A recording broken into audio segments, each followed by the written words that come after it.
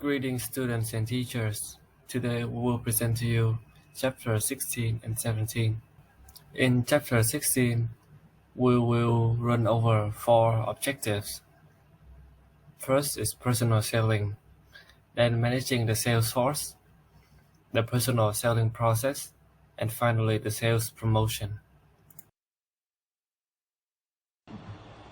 First, we'll talk about personal selling.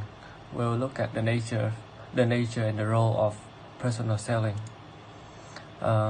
Personal selling is one of the oldest professions in the world. The people who do the selling go by many names, including salespeople, sales representative, agents, district managers, account executives, sales consultants, and sales engineers. Salespeople listen to their customers, assess their needs, and organize the company's efforts to solve customer problems. The term salesperson covers a wide range of positions. At one extreme, a salesperson might be largely an order taker, such as the department store salesperson standing behind the counter. At the other extreme, an order getters, whose positions the main creative selling, social selling, and relationship building. And the role of the sales force is to link the company with its customers and coordinate marketing and sales. Hello everyone. I'm I'm going to hello everyone. I'm going to talk about the how to managing the sales forces. So sales force management is to analyze, planning, implementing, and control sales force activities. First, we're going to cover how to designing the sales force strategy and structure. But first, we need to see the major step in sales force management. First, we need to design the sales force strategy and structure. Next, we need to recruit and selecting salespeople. After recruiting is the training process, and then we compensating salespeople. We supervise them to ensure they do their work properly, and finally we evaluate them. So to start things up, we will talk about how to design the sales force strategy and structure. The three main structure here. First is the territorial sales force structure. Next is the product sales force structure, and finally the customer or market sales force structure. First is the territorial sales force structure. A sales force organization that assign each salesperson to an exclusive geographic territory in which that salesperson sells the company full line. So this organization clearly define each salesperson job and fix accountabilities. They also increase the salesperson desire to build local customer relationship, and it will cut tremendously. It will tremendously cut on the travel expense because they are in a fixed region. To continue, is the product sales force structure. A sales force organization in which a salesperson specialize in sell only a portion of a company product online, because no single salesperson can become an expert in all of the product categories of a company. So product specialization is necessary. Uh, Finally, the customer or market sales force structure. A sales force organization in which salesperson specialize in selling only to certain customer or industry. Organizing the sales force around customer can help a company build a closer relationship with important customer. A wide variety of product to many types. When a company sells a variety of product to many type of customer over a broad geographic area, it often employs a complex sales force structure which combines several type of organization. Uh, we will, after understanding the three of the server structure and a complex variety of both of those. We will move to the Salesforce size. Once the company has set its structure, it's really need to consider Salesforce size. Salesforce may range size from only a few salespeople to tens of thousands of people. Salesforce may range its size in from sale people constitute one of the company's most productive and most expensive assets. Therefore, increasing the numbers will increase both sales and costs. A company when you companies may use a company may use some form of workload approach to set sales size. So there are other sales strategy and structure issue. First is the outside sales force and the inside sales force. Outside sales force or field sales force is the sales people who travel to call on customer in the field.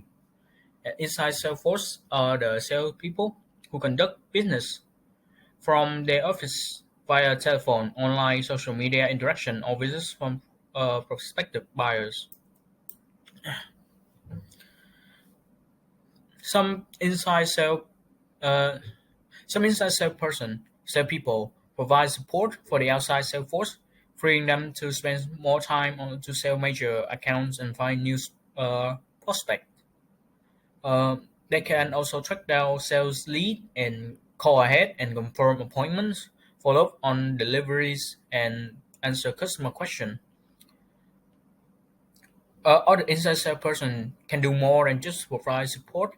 Telemarketers and online sellers use their phone, internet, and social media to find new leads, learn about customer and their business, or sales and service account directly. Telemarketing and online selling can be very effective, less costly, and way less to a less costly method to sales to smaller and harder to reach customer. We also have team selling, using team people from sales, marketing, engineering, finance, technical support, and even upper management to sell large and complex accounts. Most companies now use team selling to service large, complex accounts. Sales teams can unearth problem solution and sell opportunities that no individual salesperson could. In many cases, the move to team selling mirrored similar change in customer buying organization. Many large customer many large customer companies have implemented team-based purchasing, requiring marketer to employ equivalent team-based selling. Team selling does have some pitfalls, however. Salespersons are by nature competitive, and they are rewarded for outstanding individual performance, and so they may have problem in learning to work with and trust the other team. And sometimes selling teams can confuse or overwhelm customers who are not used to working with a team. Finally, finally, there are difficulties in evaluating individual contribution and performance to a team selling effort. Now, we'll talk about the recruiting. So there are desired trait that companies should look to find a good salesperson. First is their in instinct motivation, disciplined work style, the ability to close a sales, and the ability to build relationship with customer. They also have to be a good listener, empathetic, patient, caring, and responsive. They have to build the skills and knowledge they need to get the job done, and they are excellent customer problem solver and relationship builder. Those are the traits of super sales people, the people who are very good at the selling job. So how do we hire them? There are many methods of hiring, of recruiting and selecting salespeople. There are many methods of hiring. The company must analyze the job itself and the characteristic of its most successful salespeople to identify the trait need by a successful salesperson in the industry. Then it will begin the recruiting process by getting names from current salespeople using employees, agencies, searching the internet and online social media, posting ads and notice on its websites and industry media, working through a college placement service. So, but another source of talent is to attract top salespeople from other companies because these proven salespeople need less training and can be productive immediately. After we have our salespeople, we need to train them. First, we need to teach them about customer because a new salesperson may spend anywhere from a few weeks to a month or to a year or more in training.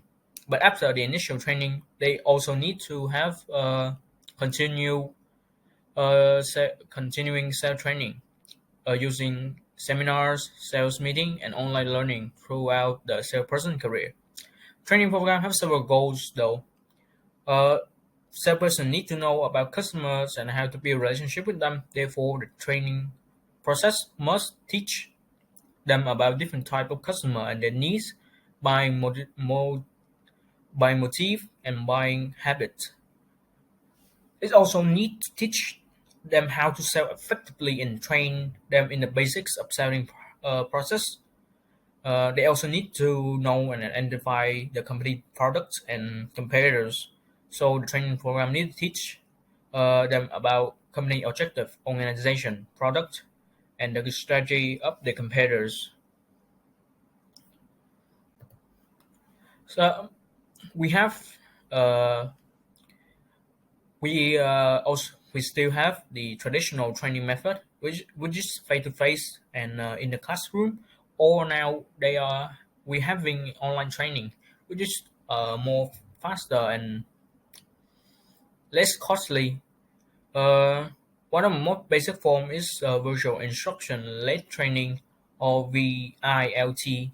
Using this method, a small group of salesperson at a remote location log onto a video conferencing site where a instructor lead training session using online videos, audios, and interactive learning tools. Training online instead can done on site, which can cut travel and other training costs and take up less of a salesperson selling times. A company may also use imaginative e-learning technique to make sales training more effective and efficient, and sometimes even more fun.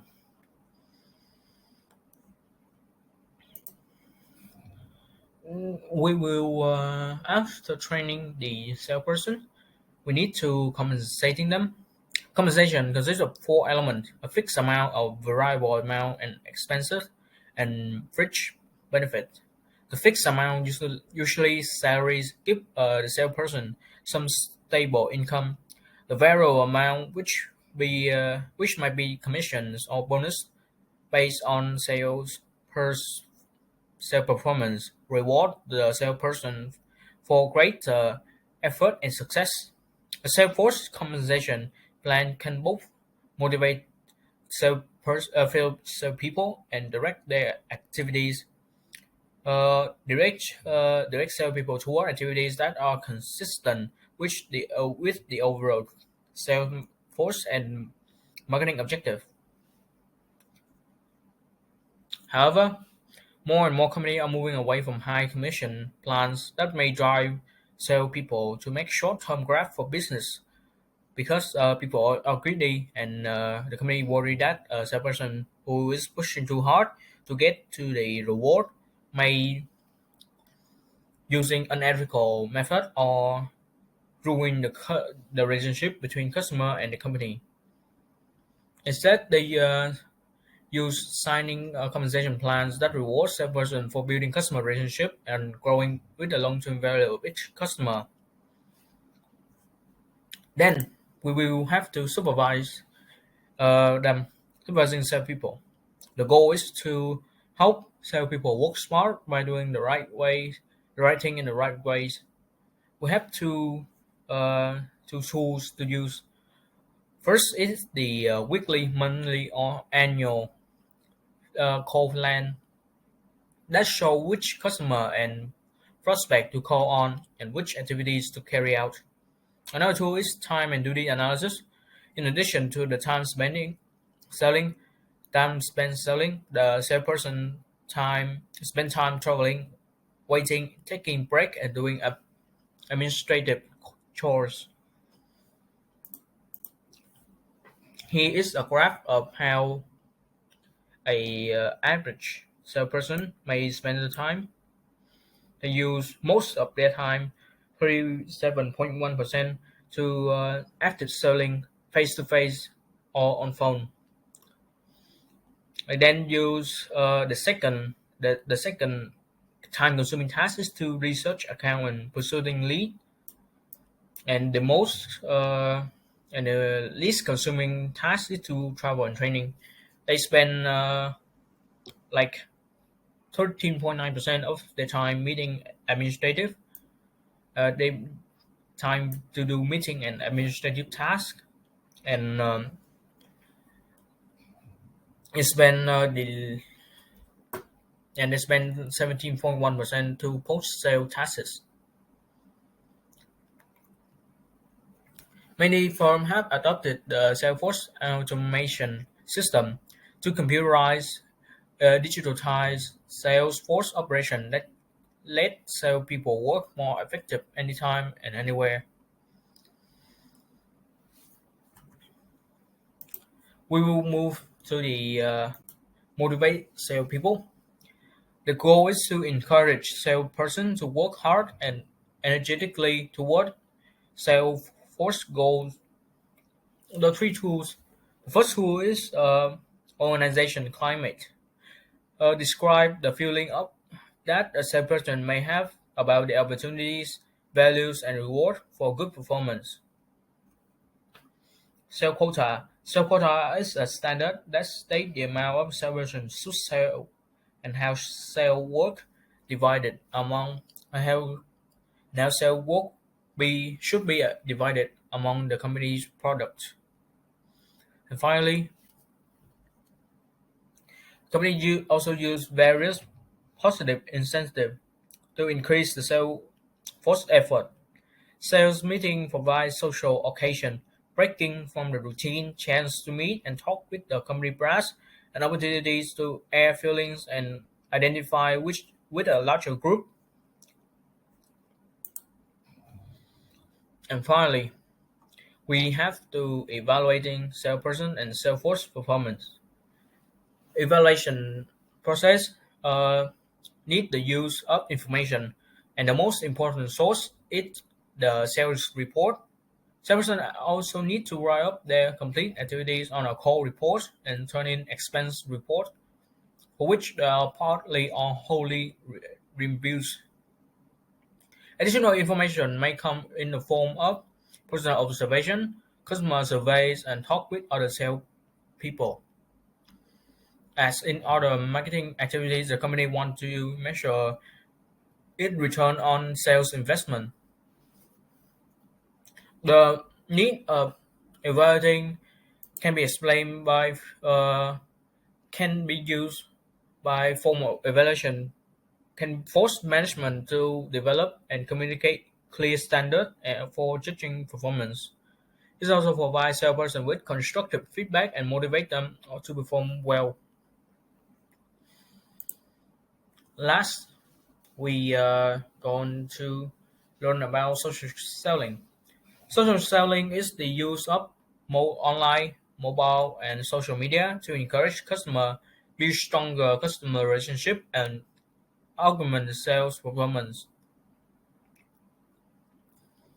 Digital sales force technology are creating exciting new avenues for connecting with and engaging customer in the digital and social media age. Social selling technologies can produce big organization benefit for Salesforce. They help conserve salesperson valuable time, save travel dollars, and give salespeople new vehicles for selling and servicing accounts. However, social online and social media are dramatically changing the customer buying process. As a result, they're also changing the selling process. In today's digital world, many customers no longer rely as much as they once did on information and assistance provided by salespeople. Instead, they carry out more of the buying process on their own, especially on the early stage. Today, customers have much more control over the sales process than they had in the day where brochure, pricing, and product advice were available from only from a sale rep, only from a sales rep. In response to this new digital buying environment, sellers are orientating their selling process around the new customer buying process. They are going where customers are: social media, web forums, online communities, blogs, in order to engage customer earlier. Some people now routinely use the digital tools that monitor customer social media exchange to spot trends, identifies prospects, and learn what customer would like to buy and how they feel about a vendor. What would it take to make a sale? That's the end of my presentation. The personal selling process. These include 7 stages. First, prospecting. So the salespersons will identify the qualified potential customers. Second, pre-approach. So the salesperson will learn as much as possible about the perspective of the customer before making a sale calls. And approach, they met the customer for the first times and then they will present it and demonstrate the value story to the buyer. Handling objections. So this when the buyers reject to the products and the salespersons will have to handle and deliver the value to the buyer, convince them to buy the product. Closing. So the salesperson asks the customer for an order and the follow up. This is when the salespersons recommend the customers for the further satisfactions and after sales service. Sales promotion objectives. They are varied depending on the customer promotions, trade promotions, business promotions, and the sales force. They all have their own objectives. So the major sales promotion tools. First, consumer promotions, they include these things like samples, coupons and rebates, price packs and premiums, and more. So, and trade promotions, manufacturers direct more sales promotion dollars to retailers and wholesalers than to final consumers. And business promotions are used to generate business leads, stimulate purchases, and reward customers and motivate salesperson. To start off chapter 17, we'll look at direct and digital marketing. Direct and digital marketing involve engaging directly with carefully targeted individual consumers and customer communities to both obtain an immediate response and build lasting customer relationships. The new direct marketing model today, spurred by the surge in the internet usage and buying, and by rapid advances in digital technologies from smartphones, tablets to other digital devices and online social media. Direct marketing has undergone a dramatic transformation. For many companies today, direct and digital marketing are more than just supplementary channels on advertising media. They constitute a complete model for doing business. Firms employing this direct model use it as the only approach. Companies such as Amazon, Google, Facebook, eBay, Netflix, some of the top names have successfully built their entire approach to the marketplace around direct and digital marketing. Direct marketing has experienced a rapid growth and have become the fastest growing form of marketing. For the benefits of the digital and direct marketing to buyers and sellers. For buyers, direct and digital marketing are convenient, easy, and private. They give buyers anywhere, anytime access to an almost unlimited assortment of goods and a wealth of product and buying information. For sellers, direct marketing often provides a low-cost, efficient, and speedy alternative for reaching their markets. Alright, so let's talk about marketing, the internet, and the digital age. So using digital marketing tools such as websites, social media, mobile apps, and ads, online videos, email, and blogs that engage consumers everywhere, anytime via their digital devices. So there are some methods we see here. Online marketing.